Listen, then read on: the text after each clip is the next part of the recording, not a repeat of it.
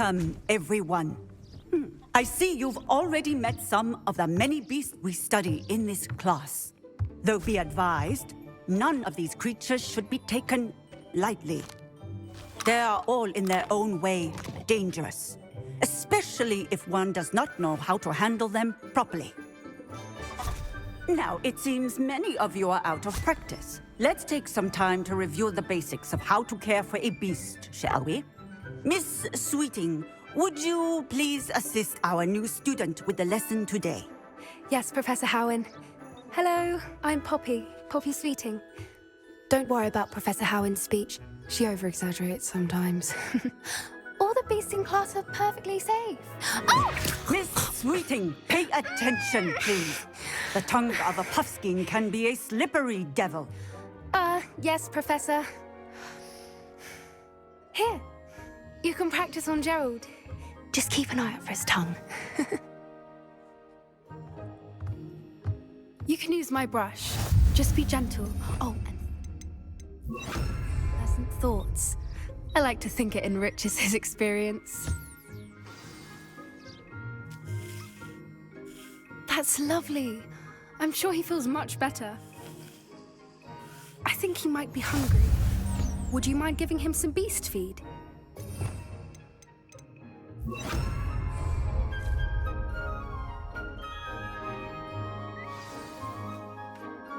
What do you suppose the pellets taste like to Gerald? Pudding, I like to think. I think we can safely say that Gerald likes you. That's good news. He seems very nice. He is. Kindness is one of his best qualities, right after ambition. And cleanliness.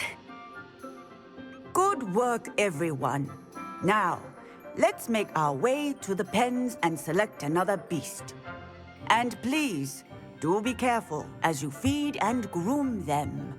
Miss Sweeting, why don't you show our new student to the Neasels in the farthest pen?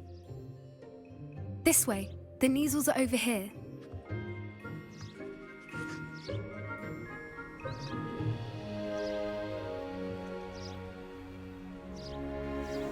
Oh, couple of Neasel whiskers ought to get me a few canuts at least. Enough to buy something from Honeydukes.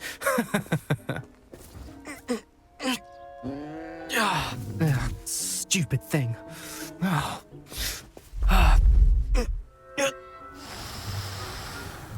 What in Merlin's name are you doing? Tuss peculiar Poppy. Worried about a worthless little rodent. Her name is Persephone! Her name is Persephone! That's really not funny.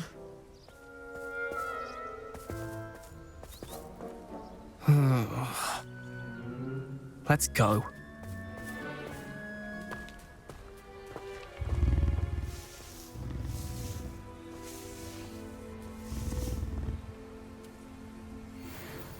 Those two don't belong anywhere near this class. Poachers in training. Persephone was onto them instantly. Thank you for your help. Let's carry on. Feed and brush the Neasels just as you did with Gerald.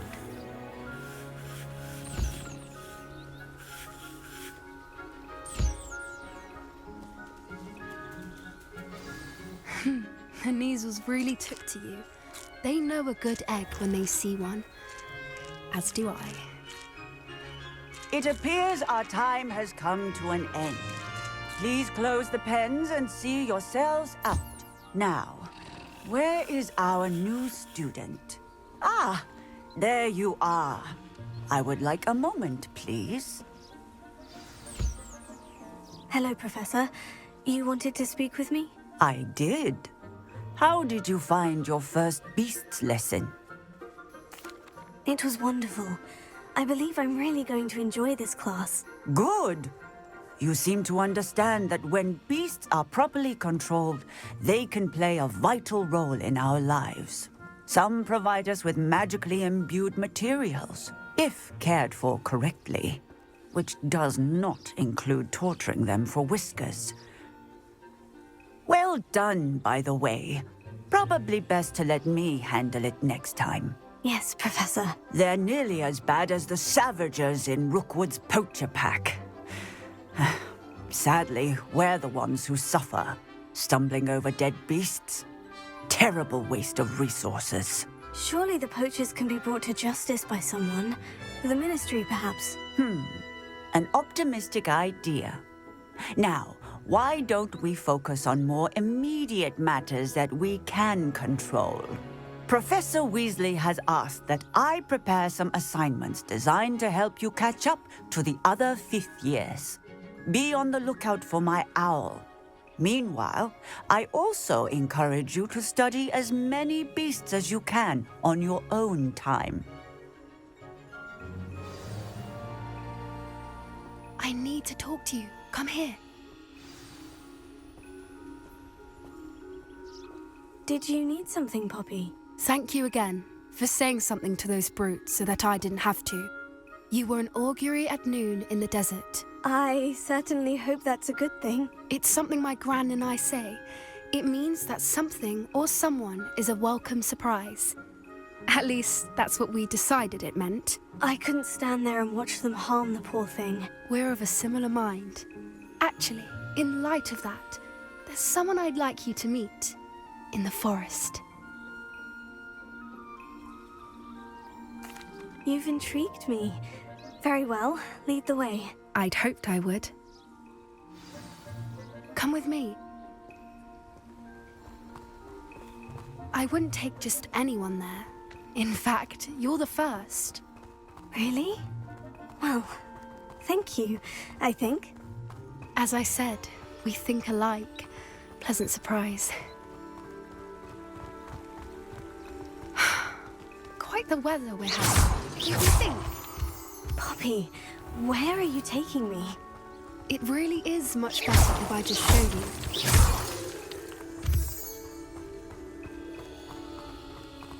Don't worry, we're nearly there. It's just ahead.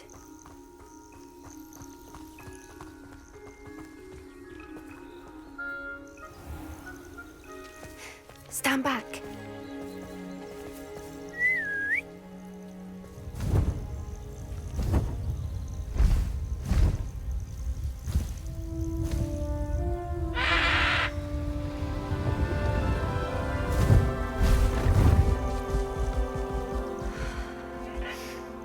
Please meet Highwing.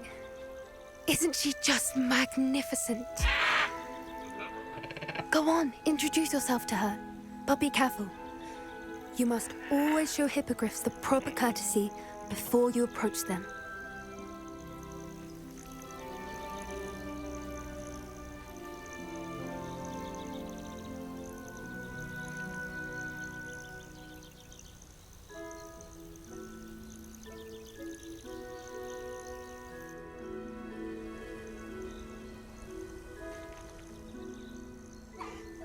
I knew it!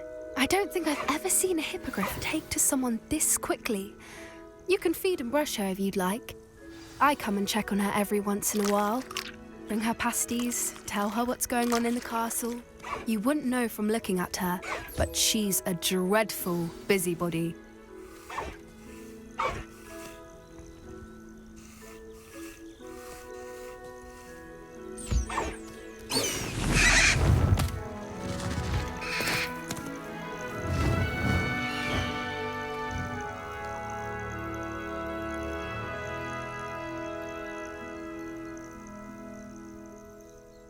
So, what did you think of Highwing? I thought she was brilliant. Can't believe you introduced me to her. I suspected you two might get along. Are you the reason students have been seeing hippogriffs flying above the Forbidden Forest? Perhaps. Did you know that once you earn a hippogriff's trust, they'll always be there for you? I've seen it firsthand with her. How exactly did you and Highwing cross paths? It's a longer story, but I rescued her from poachers a few years back. Got her to safety and, well, she was fine until recently. You may have noticed that poachers are something of a problem in the area, so I worry they could get her again. And I might not be there next time. Professor Howin mentioned the poachers as well. She seemed to imply that we couldn't rely on the Ministry to help. I don't often agree with Professor Howin, but on that, I fear she's right. The poachers' influence is growing. I see them every day in the village, lingering, talking to people. They're up to something. I'm just not sure what. You may be reading into it. Talking to people isn't a crime. It's hard to explain, but something about it just feels wrong. I think I'm going to look into it. Find out what's going on, what they're doing. I think that's a fine idea. Information is power. And the more I know, the better I can keep Highwing safe. You seem undeterred. Will you let me know what you find out? Oh, very well. I will. I should be going, but we'll speak again soon, I hope.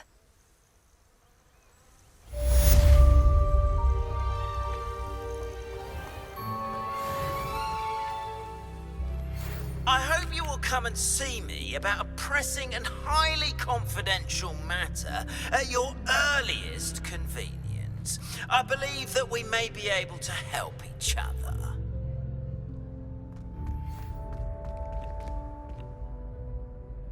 Hello again, Mr. Moon. Oh, I was hoping to see you again, my young friend.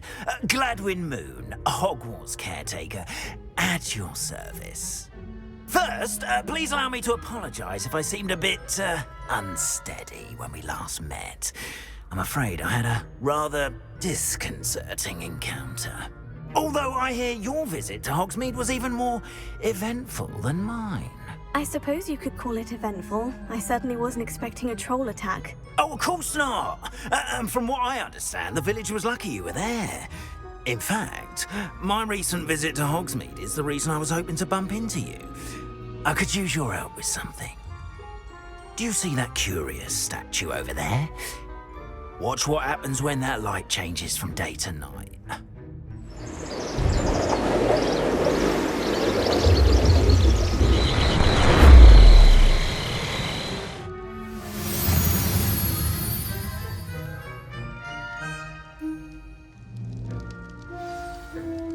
Now, if you wouldn't mind humouring me for a moment, see if you can remove the moon from the statue. Odd little contraptions, aren't they? It seems the statue vanishes once the moon is removed. Which, incidentally, can only be done at night. Why don't you hold on to that one for now, and I'll explain more as we walk. Ever since that fateful day in the village, those curious statues have begun appearing about the castle. A fair number have been strewn around Hogsmeade. Someone, it seems, is trying to torment me. You see, that day in Hogsmeade, I turned a corner and came face to face with a boggart, or shapeshifter, if you will, which takes the form of whatever scares you most. This one took the form of a Demiguise. A demiguise? Yes! Terrifying creature that can see the future. Wholly unnerving. I encountered one when I was a lad in Korea. Terrible experience. Those statues are demiguises. The moons, I assume, are an uninspired play on my name. Some jackanapes used a boggart to learn my greatest fear and use it against me. I have my suspicion as to the scoundrel or scoundrels responsible. It is my hope that they will slip up and reveal themselves as the statues disappear. That is why I need your help in removing the statues. Why me? A couple of reasons, frankly. First, your daring do against those trolls in Hogsmeade has gained you a reputation for fearlessness. Second, as macabre and hideous as a demiguise is, most would find my fear of them unwarranted. You, however, have seen how they affect me. I'm at my wit's end, young friend. I simply can't bring myself to go near them. In fact, I know of two statues right here in the faculty tower. Perhaps you could start simply by removing them, so I can go about my evening duties. I'd be glad to help you, Mr. Moon. Oh, I knew I could count on you. First, you know how to cast a disillusionment charm, correct? You'll want to do that before wandering the tower at night. Next, you'll notice that the door is locked. However will you get in? Alahomora. That's how. But what about curfew? Curfew? Oh, tosh. I sense you're a bit like me when I was your age. Oh, the school was my oyster. And I took advantage of it. Oh, everyone loved me for it. Oh, those were the days. Now, you'll find one statue in the prefect's bathroom and the other in the hospital wing. Good luck. Oh, and thank you.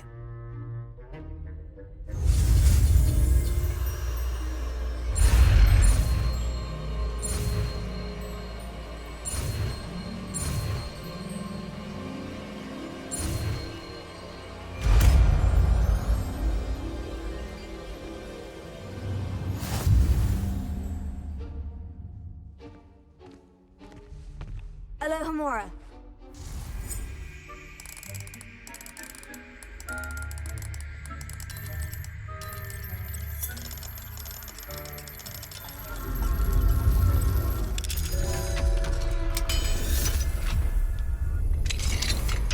Well done! You're in. Remember, use a disillusionment charm so no one claps eyes on you.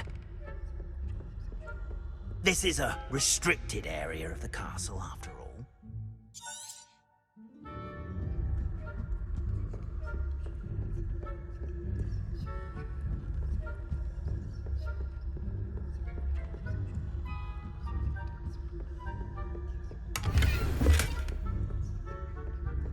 How are your students getting along this year? Rather poorly, I'd say. Is that so? We're raising a generation of coddled capable.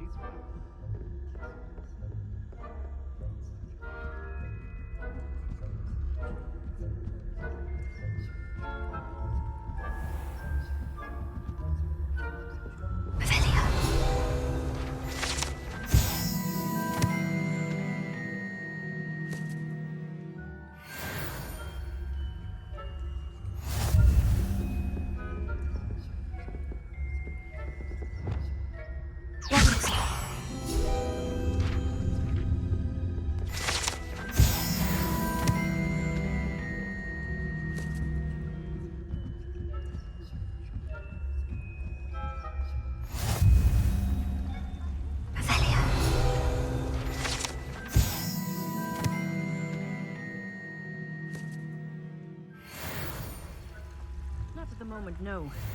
Plenty of other perils and pitfalls to send them my way, though. Well, I suppose I should begin my rounds now. I suppose Professor Black knows best, but the students are terribly disappointed about Quidditch being cancelled. I had planned to bet a few galleons on Hufflepuff this season. Hufflepuff? Not Ravenclaw? I know when I see a winning bet.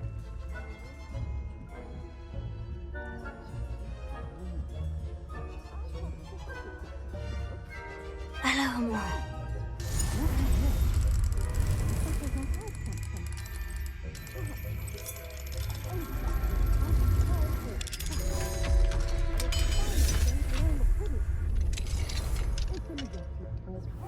They're saying that Ranrock's lawyers are preparing for a rebellion. Brutes, always mucking about, stirring up trouble. Perhaps Ranrock and Hippo wouldn't be so combative if the Ministry would allow them to have wands. One of those goblins comes near me, I'll hand him his hat. Alohomora.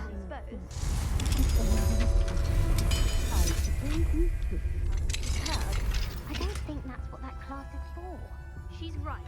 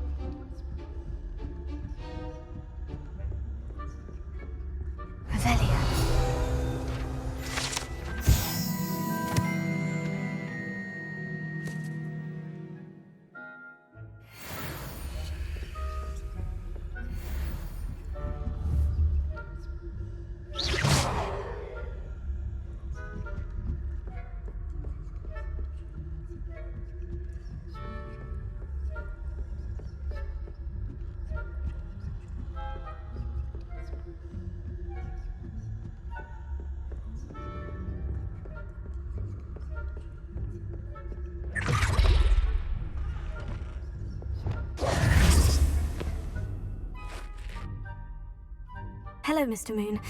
I have the moons you asked me to collect. Oh, goodness! You're as fearless as I'd hoped. An excellent start. If we can collect more, it may shed some light on who's behind all this. Of course, I first suspected Peeves. He drove the previous caretaker, rancorous Carp, to an early retirement with his intolerable buffoonery. But that does not explain the boggart in Hogsmeade, does it? No. I am determined, with your help, to discover the identity of my tormentor. I'll see what I can do, but I'm fairly busy. I can't promise anything. Understood. But I hope you will find the time. In case it matters, I do have something to offer in exchange for your assistance. Now, remember, the moons are only retrievable at night. Thus, I encourage you to use a disillusionment when necessary. How many statues are there to find? I don't know precisely, but I've spotted dozens. Seems they're everywhere I look. You have your work cut out for you, if you were to ever unravel their meaning. You mentioned offering something in exchange for my assistance? I did. Once you've brought me enough moons, I'll show you even more powerful forms of Alohomora. Not every lock is as easy to pick as the faculty towers. Understood. I shall keep an eye out. I appreciate that. Oh, and I knew you were the one to ask for help. Keep at it so we can solve this mystery.